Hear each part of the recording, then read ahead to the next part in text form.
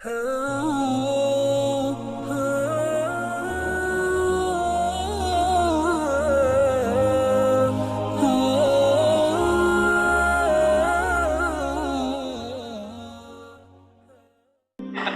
ہے کہ قومی فسادات میں لوگ کے بیٹے جا رہے ہیں. ہندوستان ہے کہ گھڑی گھڑی قومی فسادات ہوتے ہیں. بعض جگہ لوگوں نے مسئلے کو اہم سمجھا ہے مسلمانوں کے لیے کہ مسلمانوں میں جہالت بہت ہے اور مسلمان جو ہے اس مسئلے کو نہیں سمجھ رہے ہیں کہ دنیا میں حالات کس قسم کے ہیں. تو بزرگان دین نے فرمایا کہ یقیناً یہ سارے مسائل اور یہ ساری مشکلات مسلمانوں کے لیے ہیں، لیکن سب سے بڑا مسئلہ جو ہمارے یہاں مسلمانوں میں اس وقت میں ہے وہ یہ ہے کہ مسلمان اللہ تعالیٰ کے تقوی سے ہٹ کر اپنے نفس کی عبادت کی طرف پہنچ گئے. عبادت النفس جس کو کہتے ہیں، خواہشات نفسانی کی پیروی کا جو رجحان امت میں پیدا ہوا وہ اتنا خطرناک رجحان ہے کہ ہمارے یہاں جو بہت بڑے عالم ہیں مولانا سید ابوالحسن علی میاں، انہوں نے ایک مرتبہ عربوں میں تقریر کرتے ہوئے جملہ کہا تھا کہ عبادت النفس هو اخطر من قنبلۃ الذریہ. یہ ان کا جملہ ہے کہ نفس پرستی جس کو کہتے ہیں کہ اپنی نفس کی منچاہت زندگی کی طرف دوڑنا اور منچاہی زندگی کے مطابق اپنے آپ کو ڈال دینا اس دنیا میں، اور اللہ تعالیٰ کی پسندیدہ راہوں کو چھوڑ کر صرف اس چیز کو اختیار کرنا جو ہماری طبیعت چاہ رہی ہے. ہماری طبیعت جو چیز چاہ رہی ہے ہم اسے کر رہے ہیں. ہم ذرا بھی سوچتے نہیں کہ اس کرنے میں اللہ تعالیٰ راضی ہے یا ناراض ہے. یہ ہمیں بالکل فکر نہیں. ہم لوگ کوئی معاملہ کرتے ہیں، ہم نے دیکھا کہ اس میں ہمیں کچھ 10 پاؤنڈ زیادہ مل رہے ہیں، اب ہمارا دل اندر سے کہہ رہا ہے کہ یہ شریعت کے خلاف بات ہے، لیکن ہم اسے کر گزرتے ہیں. اچھے خاصے لوگ، پڑھے لکھے لوگ، کتابیں پڑھنے والے لوگوں کو ہم نے دیکھا کہ دنیا میں کچھ پیسے ان کو زیادہ مل رہے ہیں وہ غلط کام کر لیتے ہیں. یہ اس لیے کر لیتے ہیں غلط کام میرے بھائیوں میرے دوستوں کہ یہ نفس کی خواہش کے پیچھے چلنے کا رجحان امت میں عام ہو چکا ہے. اگر امت میں اللہ تعالیٰ کا خوف پیدا ہو جائے اور خدا کا تقوی پیدا ہو جائے، میں نے یہ آیت پڑھی تھی ابھی کہ وَأَمَّا مَنْ خَافَ مَقَامَ رَبِّهِ وَنَهَى النَّفْسَ عَنِ الْهَوَىٰ، بے شک وہ شخص جو کہ اللہ تعالیٰ کے سامنے کھڑے ہونے سے ڈرتا ہے اور اپنے من کو اپنے جی کو خواہشات نفسانی سے روکتا ہے، تو پھر اس کا ٹھکانہ اللہ تعالیٰ کیا کہتا ہے. یہ اللہ تعالیٰ کیا ہے. وہ جو لوگ اتباع ہوا کرتے ہیں، اپنی خواہشات نفسانی کی دنیا میں زندگی گزارتے ہیں میرے بھائیوں، تو اس زندگی گزارنے کا نتیجہ ہوتا ہے کہ وہ جہنم کی طرف جاتے ہیں. وَأَمَّا مَنْ طَغَىٰ وَآثَرَ الْحَيَاةَ الدُّنْيَا فَإِنَّ الْجَحِيمَ هِيَ الْمَأْوَىٰ. جس نے طغیانی کی، جس نے سرکشی کی، جس نے اللہ تعالیٰ کی احکام کی خلاف ورزی کی، وَأَمَّا مَنْ طَغَىٰ وَآثَرَ الْحَيَاةَ الدُّنْيَا، اور جس نے دنیاوی زندگی کو ترجیح دی، جس نے آخرت کی زندگی کو بھلا کر اپنی اس دنیا میں کہا کہ جو کچھ ہے ابھی دنیا ہے، کل کیا ہونے والا ہے کون جانتا ہے، آخرت کی خبر خدا جانے، بس ابھی تو مزے کر لو اس دنیا میں، جس طرح چاہے مال کما لو، جس طرح چاہے جھوٹ بول کر کوئی بات کر لو، جس طرح چاہے غلط سرٹیفکیٹ پیش کر دو اور پیسے کما لو. یہ جو رجحان دنیا میں پیدا ہو گیا ہے نفس پرستی کا اور یہ طغیانی کا، اللہ تعالیٰ کے حکم کی بغاوت کرنے کا، اس نے ہمارا بیڑا گرک کر دیا. یہ سب سے بڑی مشکل اس وقت میں امت کے اندر یہ ہے کہ نفس پرستی کی وبا چلی.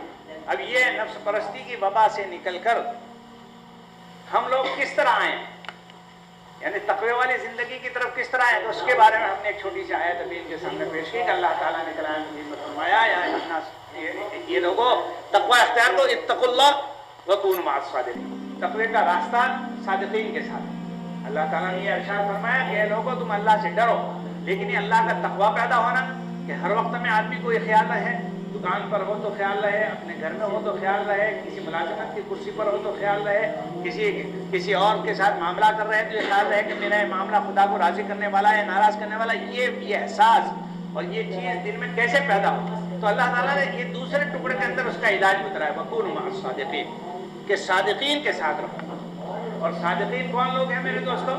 صادقین وہ لوگ ہیں کہ جن کا ظاہری حال اور باطنی حال بالکل یکساں ہو. مَا طَابَقَ ظَاهِرُهُ بَاطِنُهُ، جس کا ظاہر اور جس کا باطن ایک سرکا ہو وہ ہے صادقان.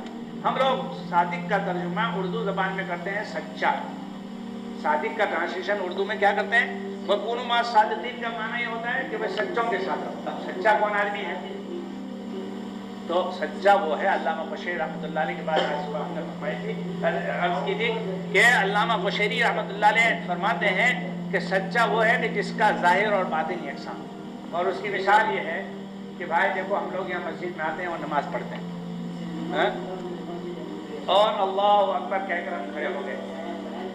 اچھا, لوگ, کسی آدمی نے مجھے دیکھا کہ یہ آدمی نماز میں کھڑا ہے تو یہ تو میرا ظاہر ہے, یہ میرا ظاہر ہے. لیکن آپ نے دیکھا ہوگا ہمارے ساتھ تو ایسا بہت معاملہ پیش آتا ہے کہ کبھی کبھی ہم نماز میں کھڑے ہوتے ہیں اور ہمارا ذہن کہیں بازار میں ہوتا ہے, ہمارا ذہن کہیں گھر کے مسئلے میں ہوتا ہے.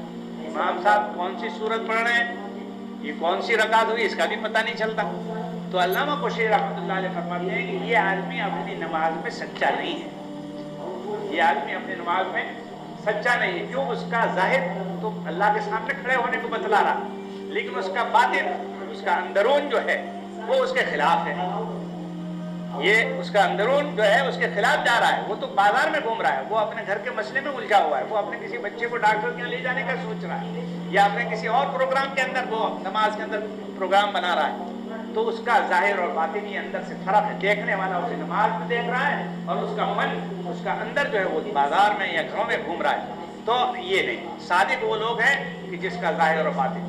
میرے بھائیوں, صحابہ کرام رضوان اللہ تعالی اجمعین کی حالت یہ تھی کہ وہ نماز میں کھڑے ہوتے تھے تو انہیں کچھ پتہ نہیں چلتا تھا کہ دنیا میں باہر کیا ہو رہا ہے. تیر لگ جاتے تھے, حضرات صحابہ کو تیر لگ جاتے تھے, اور رات کو نگرانی کرتے تھے اپنے لشکر کی اور دشمن کی طرف سے, اور خون بہ رہا ہے لیکن انہیں کچھ پتہ نہیں چلتا. ایک صحابی کو تیر لگا اور لوگوں نے اسے نکالنا چاہا تو انہوں نے کہا کہ اگر آپ ایسا اس کو نکالیں گے تو مجھے تکلیف ہوگی, تو بہتر یہ ہے کہ میں ذرا نماز کے لیے نیت باندھوں. انہوں نے اللہ تعالیٰ کی طرف توجہ فرمائی, اللہ اکبر کہہ کر خدا کے ساتھ بات کرنے لگے. کہا کہ میں جب نماز پڑھنا شروع کروں تو تیر نکالوں. یہ تھی اصل میں ان کی صحیح نماز. اصل میں ہماری یہ نماز ہے جس کے بارے میں اللہ تعالیٰ نے یقین دلایا قرآن شریف میں, ان الصلاۃ تنہی عن الفحشاء والمنکر. یہ نماز جو ہے وہ تو خراب کاموں سے اور منکر سے ہمیں روکتی ہے. اللہ تعالیٰ نے خاص طور پر فرمایا. اب ہم یہ سوچتے ہیں بہت نماز پڑھتے ہیں, 5 وقتوں میں مسجد میں آ رہے ہیں, لیکن ہمارا دل جو ہے منکرات سے, ناپسندیدہ چیزوں سے, فحش سے ابھی ہٹتا نہیں ہے. تو کیا وجہ ہے؟ اصل میں بات یہ ہے کہ جس انداز کی ہماری نماز ہے اس انداز کا اس کا اثر ہے. اگر صحابہ کرام والی نماز ہماری ہو جائے میرے دوستوں تو پھر ایسا اثر پیدا ہو جائے گا. اور یہ اس وقت پیدا ہوگا جب ایسے صادق لوگوں کے ساتھ ہمارا چلنا پھرنا بیٹھنا, اللہ کے نیک بندوں کے ساتھ ہمارا بود و باش, ہمارا رہن سہن ہو جائے. اس لیے ضروری ہے میرے بھائیوں کہ اس دنیا میں ہر شخص یہ کوشش کرے کہ نیک لوگوں کی جماعت کے ساتھ رہے, جو لوگ اللہ تعالیٰ کے ساتھ نسبت رکھتے ہیں, جن لوگوں کو اللہ تعالیٰ نے اپنا علم خاص عطا فرمایا ہے, جن لوگوں نے اپنے قلب کو صاف کیا ہے. اس لیے کہ قرآن مجید میں اللہ تعالیٰ دوسری جگہ کامیابی اس پر فرما رہے ہیں کہ کامیاب ہوگا وہ شخص جس نے دل کا تزکیہ کیا. اللہ تعالیٰ فرماتے ہیں قد افلح من تزکى وذكر اسم ربه فصلى. بے شک کامیاب ہو گیا وہ شخص جس نے تزکیہ کیا, جس نے اپنا دل صاف کیا. دل کی صفائی ضروری ہے, اور جب دل روشن ہو جاتا ہے اور صاف ہوتا ہے تو پھر وہ سچائی کے ساتھ اللہ تعالیٰ کے ساتھ کام کرتا ہے. اور یہ دل کی صفائی اور دل کی روشنی سچوں کے ساتھ رہنے سے, اللہ والوں کے ساتھ اٹھنے بیٹھنے سے, مجاہدہ کرنے سے آدمی کو حاصل ہوتی ہے. نیک لوگوں کے ساتھ آدمی جب چلتا ہے اور محنت اور مجاہدہ کرتا ہے تو اس مجاہدے پر پھر اس کو قلب کی صفائی حاصل ہوتی ہے. صحابہ کرام نے محنتیں کی, رسول پاک صلی اللہ علیہ وسلم کی خدمت میں آ کر ہمیشہ بیٹھا کرتے تھے. اللہ کے رسول صلی اللہ علیہ وسلم کے ساتھ رہ کر انہوں نے پوری زندگی کے مجاہدے کیے. تو پھر اللہ تعالیٰ نے ان کے قلوب میں تزکیہ پیدا کیا, ان کے قلوب کو صاف اور ستھرا بنا, ان کو قلوب کو پاکیزہ بنا دیا. میرے بھائیوں, اس لیے میرے دوستوں اس کی ضرورت ہے کہ آدمی فلاح کی زندگی اگر چاہتا ہے, اور آپ یقین کر لیجئے کہ جب تک تقوی والی زندگی نہیں ہوگی کبھی بھی دل کا اطمینان انسان کو حاصل نہیں ہو سکتا, کبھی نہیں حاصل. گزشتہ سال میں میرا سفر ہوا کیلیفورنیا کا, امریکہ میں. گزشتہ سال میں گیا تو میں جن کے یہاں مہمان ٹھہرا تھا کیلیفورنیا میں, وہ اکثر میرے رشتے دار ڈاکٹر ہیں. کوئی ہارٹ اسپیشلسٹ ہے, کوئی چلڈرن اسپیشلسٹ ہے, کوئی اور کسی ہاسپٹل میں کام کرتے تھے. تو ایک دن ہم کھانے پر شام کو بیٹھے ہوئے تھے سارے وہ ڈاکٹر لوگ وغیرہ, ان کے بعد دوست اور بھی ڈاکٹر تھے, وہ بھی آئے تھے. تو وہ کہنے لگے کہ امریکہ میں لوگوں کو ڈپریشن بہت ہوتا ہے, بہت زیادہ. ہم نے ان سے پوچھا کیا وجہ ہے؟ امریکہ میں لوگوں کے پاس پیسہ ہے, ہر گھر میں 2 گاڑیاں 3 گاڑیاں. میں نے تو وہاں دیکھا کیلیفورنیا میں ہر ایک گھر میں 2 گاڑی. کوئی شاید ہی کوئی مکان جہاں میں گیا کہ ان کے پاس 3-4 گاڑی نہ ہو گھر میں. عورت کی الگ گاڑی ہے, مرد کی الگ گاڑی ہے. اگر لڑکا کوئی بڑا ہے وہ اپنی گاڑی لے کے اسکول یونیورسٹی جا رہا ہے, اور گھر میں دیکھا بہترین قسم کے غالیچے ہیں, اعلیٰ قسم کے مکانات ہیں, بڑے بڑے مکانات ہوتے ہیں امریکہ میں. تو میں نے جتنا دیکھا جس علاقے کو دیکھا اس کی بات میں کر رہا ہوں. تو میں نے ان لوگوں سے پوچھا کہ دنیاوی زندگی میں اتنی راحتیں ان کو ہے. پھر وہ مجھے ایک بہت بڑے اسٹور میں لے گئے اور ایک کرسی پر بٹھایا کہ مولانا اس کرسی پر آپ بیٹھ جائیں. تو انہوں نے ایک مشین دبایا تو مشین سے وہ اس طرح وہ دبا رہا تھا. یعنی آدمی اگر تھکا ہوا ہو تو اس کا بدن جو ہے وہ مالش کرتا ہے. ایسا ایک بستر بھی بدلا ہے کہ اس بستر پر آپ لیٹ جائیں اور بٹن دبا دیں تو وہ بستر آپ کو اس طرح کرے گا کہ آپ کو نیند آ جائے گی. اتنے راحت کے سامان امریکہ میں نے دیکھے. لیکن اس کے بعد ڈاکٹر کہہ رہے ہیں کہ ڈپریشن ہو رہا ہے. کیوں بھائی؟ اس لیے ڈپریشن ہو رہا میرے بھائیوں، قرآن مجید نے یوں کہا کہ دلوں کا اطمینان صرف اللہ تعالیٰ کے ذکر سے ہی آدمی کو حاصل ہوتا ہے. چیزوں میں اللہ تعالیٰ دلوں کا اطمینان نہیں دیتا. یقین کر لیجئے اس بات کو. یہ امریکہ کی مثال میرے اور آپ کی آنکھوں کے سامنے. اللہ تعالیٰ نے فرمایا کہ الا بذکر اللہ تطمئن القلوب، الا بذکر اللہ تطمئن القلوب. بے شک اللہ تعالیٰ کے ذکر سے لوگوں کو دلوں میں اطمینان حاصل ہوتا ہے. اگر ہم اللہ تعالیٰ کے ذکر کے عادی بنتے ہیں صبح اور شام، ہم تلاوت کے عادی بنتے ہیں، ہم نیک لوگوں کی صحبت میں بیٹھنے کے عادی بنتے ہیں، تو ہمارے پاس تھوڑی دولت ہوگی تب بھی ہمارا دین مطمئن، ہمیں کوئی پریشانی نہیں ہوگی. اگر ہمیں روٹی مل جاتی ہے تو الحمدللہ، جو کوئی مل جائے اس پر ہم الحمدللہ کہتے ہیں. اور اگر ہمارے پاس ذکر کی عادت نہیں ہے، ہم صادقین کے ساتھ نہیں رہتے، پھر وہ خواہشات نفسانی زور کرتی ہے اور وہ ہمیں سونے نہیں دیتی. فلانے کے پاس یہ گاڑی ہے، میرے پاس کیوں ایسی گاڑی ہے؟ فلانے کے پاس ایسا بنگلہ ہے اور میرے پاس کیوں نہیں؟ فلانے کی ایسی دکان ہے اور میری کیوں؟ بس اسی چکر میں وہ بیچارہ رہتا ہے. یہ دنیا اس کے ذہن پر سوار ہو کر نہ اسے سونے دیتی ہے نہ اسے کھانے دیتی ہے. ہم لوگ ایک مرتبہ 2-3 سال پہلے ساؤتھ افریقہ گئے تو میں نے دیکھا کہ وہ یہی دسمبر کا مہینہ تھا. تو ساؤتھ افریقہ میں ہم نے اپنے رشتہ داروں کو دیکھا کہ دکان میں کھڑے کھڑے کھا رہے ہیں. وہ سینڈوچ وہ کھڑے کھڑے کھا رہے ہیں اور کوکا کولا کی بوتل پیے. میں نے کہا یونس بھائی یہ کیا بات ہے؟ کیوں؟ کہا بہت بزی ہیں ہم کو فرصت ہی نہیں کہ ہم موٹر لے کر گھر جائیں. اتنے میں ہمارا کتنے. میں نے کہا جب آپ کو کھانے کی فرصت نہیں ہے اور آپ کو چین نہیں ہے آخر اس تجارت سے کیا فائدہ ہے؟ آدمی کماتا اس لیے ہے. کمانے کا مقصد کیا ہوتا ہے؟ کمانے کا مقصد یہ ہے کہ آدمی آرام سے کھائے، آرام سے رہے. جب آپ کو نہ کھانے کی چین ہے، نہ پہننے کی چین ہے، نہ اپنے بچوں کو دیکھنے کی چین ہے. بچے سوئے ہوتے ہیں، آپ گاڑی لے کر چلے جاتے ہیں دکان پر، 25-30 منٹ پر دکان ہوتی ہے اور جب واپس آتے ہیں شام کو تو بچے سو گئے ہوتے ہیں. وہ اپنے والد کو کبھی سنیچر کو دیکھتے ہیں، اتوار کو دیکھتے ہیں. یہ ساری باتیں میرے دوستو اس لیے کہ ہم نے اپنے ذہنوں میں، اپنے دلوں کے اوپر اس دنیا کو سوار کر رکھا ہے. ہمیں چاہیے تھا کہ اللہ تعالیٰ کے ساتھ ہمارا تعلق رہتا، ہم دنیا میں محنت کرتے. کوئی منع نہیں ہے، تجارت بالکل منع نہیں شریعت میں، ملازمت کرنا منع نہیں ہے، کسی اعلیٰ قسم کی تعلیم لینا بالکل منع نہیں ہے. لیکن یہ ہے کہ ان چیزوں کو ہم سوار کریں. حضرات صحابہ بھی تجارت کرتے تھے لیکن انہوں نے دنیا کی ان چیزوں کو اپنی زندگیوں میں ان کو اپنے دلوں پر سوار نہیں کیا تھا. میں ایک واقعہ صرف سناتا ہوں. سیدنا عبدالرحمن بن عوف رضی اللہ تعالیٰ عنہ بہت بڑے تاجر، بہت بڑے تاجر. ایک مرتبہ روایتوں میں آیا ہے کہ ان کا قافلہ جب ملک شام سے آیا تو الفاظ یہ حدیث شریف میں وقد اثار ضجة فی المدینہ، جب ان کا قافلہ مدینہ منورہ میں آیا تو شور مچ گیا. اتنا بڑا قافلہ یہ کس کا ہے؟ اگر آپ کے شہر میں اگر کسی کے 100 ٹرک مال آ جائیں تو لوگ دیکھیں گے کہ یہ 100 ٹرک بھر کر کس کا مال آئے. تو ملک شام سے بہت بڑا قافلہ آیا سیریا سے اور مدینہ منورہ میں جب داخل ہوا تو مدینہ میں لوگ دیکھنے لگے کہ کس کا قافلہ ہے. کہا کہ یہ قافلہ عبدالرحمن بن عوف. لیکن اللہ تعالیٰ نے کیسا دن ان کو عطا فرمایا کہ روزے کی حالت میں تھے اور افطاری میں جب دسترخوان پر 2 کھانے آ گئے تو ان کی آنکھوں میں سے آنسو ٹپکنے لگے. اور کہا ہے اللہ ایسا تو نہیں ہے کہ آخرت کی نعمتیں مجھے یہی دنیا میں دی جا رہی. یہ ہے وہ تجارت کی اور پیسہ ان کے پاس تھا لیکن دنیا کی محبت اور دنیا کی چیزیں قلب میں داخل نہیں. میرے بھائیو اگر ہم آ کر ان ملکوں میں ایسی تجارت کریں کوئی منع نہیں کہ ہم اپنے اس مال کے ذریعے سے اللہ کے دین کی خدمت کریں.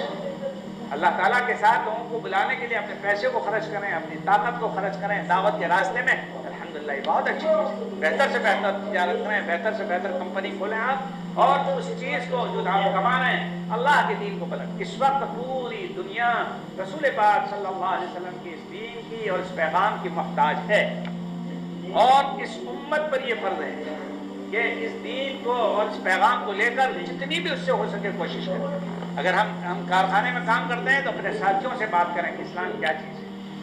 اور اگر ہم اپنی کسی دکان پر کام کرتے ہیں تو دکاندار کو بھی موقع ملتا ہے کہ وہ اپنی دکان پر بیٹھ کر بھی دین کی تبلیغ کر سکتا ہے. اگر آپ کسی بس میں جا رہے ہیں تو بس کے ذریعے سے ہی کریں. तबलीग दीन क्या चीज़ है। एक मरतबा हम मौलाना के साथ सफ़र कर रहे थे सहारनपुर से लखनऊ का सफ़र कर रहे थे फर्स्ट क्लास में, तो बहुत से असेंबली के मेंबर बैठे हुए थे। रुड़की का स्टेशन जब आया तो एक औरत उस डिब्बे में दाखिल हुई और उसने ये कहा कि मेरी बर्थ जो है ऊपर के हिस्से में है और मैं चाहती हूँ कि कोई शख्स मुझे नीचे की बर्थ दे दे। तो जितने भी हिंदू MLA बैठे हुए थे असेंबली के मेंबर, उनमें से किसी ने कुछ नहीं कहा। हज़रत मौलाना अली मियां साहब ने कहा कि बहन आप फिक्र न करें, आप हमारी इस बर्थ पर आप आराम करें, हम आपकी बर्थ पर चले जाएंगे। तो हमने उस औरत के जाने के बाद मौलाना से ये कहा कि हज़रत आपके पैर में तकलीफ है, आपकी आंखों में तकलीफ है और आपने ये बर्फ नीचे की छोड़ दी और उसको दे दी। मैंने कहा ये सब बैठे हुए हिंदू, उन्होंने कुछ नहीं कहा। हज़रत मौलाना ने हमको कहा कि हमारा दीन और हमारे रसूल पाक सल्लल्लाहु अलैहि वसल्लम की तालीम हमको ये सिखाती है कि हम कमज़ोरों की मदद करें, और यही दीन की तबलीग है। दीन गैर मुस्लिम जो है वो हमारी किताबें नहीं पढ़ेंगे। गैर मुस्लिम जो हमारे बारे में इस वक्त पढ़ रहे हैं वो क्या पढ़ रहे हैं कि मुस्लिम जितने वो सब टेररिस्ट हैं, जितने मुसलमान हैं वो दहशत पसंद है, जितने मुसलमान हैं वो लड़ने वाले हैं, जितने मुसलमान हैं वो गाली बोलने वाले हैं। आपका टेलीविज़न, आपका रेडियो, आपकी सहाफ़त, आपके पेपर मुसलमानों को इस अंदाज से पेश कर रहे हैं। पूरे आलम में इस अंदाज से पेश कर रहे हैं। एक अमेरिकन औरत है जो मुंबई में वीज़ा सेक्शन में काम करती थी अमेरिकन एम्बेसी में, वो हमारे मदरसे में आई। उसने खत लिखा कि मैं आपका मदरसा देखना चाहती हूँ, इसलिए कि डेट्रॉइट के 3 तालिब हमारे यहाँ पढ़ रहे थे उस ज़माने में। तो हमने कहा कि आ जाइए। तो वो आ गई, सूरत में रात रही और दूसरे दिन वो मदरसे में अपने स्टाफ के साथ आई। हमने उसका बहुत इकराम किया, उसको नाश्ता करवाया, उसको मदरसे में घुमाया। उसने देखा कि तलबा जो हैं वो बहुत एहतराम से खड़े हो जाते हैं। और तो आखिर में उसने दोपहर के बाद ये कहा कि मैंने आज तक मुसलमानों के बारे में जो कुछ पढ़ा था, आप लोगों से मिलने के बाद ये पहला मेरा मौका है कि मैं किसी मुस्लिम सोसाइटी में आई और मैंने किसी मुसलमान और ख़ास तौर पर ऐसे मजहबी लोगों से मेरी मुलाकात हुई। तो आप लोगों का मामला तो बिल्कुल अलग है। मुझे तो अकल हैरान है कि हम आज तक क्या पढ़ते रहे। ये उस औरत ने कहा जो मुंबई में अमेरिकन एम्बेसी में वीज़ा सेक्शन में थी और शिकागो की किसी यूनिवर्सिटी में वो टीचर रह चुकी थी। हमने कहा, फिर उसको समझाया कि हमारा दीन क्या है, हमारे मोहम्मद सल्लल्लाहु अलैहि वसल्लम ने हमको किस चीज़ की तालीम दी।